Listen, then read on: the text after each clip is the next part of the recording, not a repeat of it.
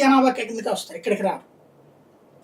పెళ్లి కాకుండా ఉద్యోగాలు చేస్తూ హైదరాబాద్ లో ఉన్నోళ్ళు, అదే వేరే రాష్ట్రాల్లో వేరే దేశాల్లో ఉన్నోళ్ళు ఎవరైతే ఉంటారో వాళ్ళు ఈ ఇంటి జనాభా లెక్కలకు వస్తారు యాజ్ పర్ నామ్స్.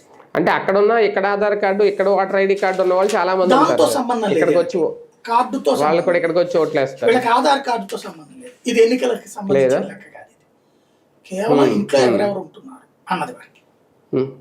వీళ్ళు చెప్పారనుకోండి అక్కడ వాళ్ళ పేరు కూడా రాస్తారు.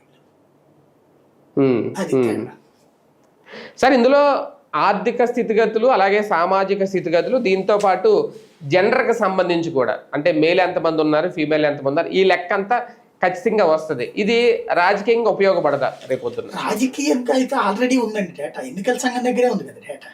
ఎన్నికల సంఘం అన్ని పార్టీలకు ఇచ్చేసింది కదా, ఇస్తుంది కదా ప్రతి ట్రిప్ కూడా, ఎలక్షన్స్ ముందే ఇచ్చేస్తాడు డేటా.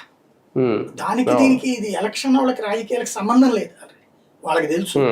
ఎక్కడో ఎందుకు జగన్ దగ్గర డేటా లేదా ఏంటి, అప్పుడు వాలంటీర్ల ద్వారా డేటా కలెక్ట్ చేసుకోలేదా మొత్తం? కానీ ఏం సాధించగలిగాడు? అవి చూసినే అతను బీసీలకు సీట్లు ఎక్కువ ఇచ్చింది.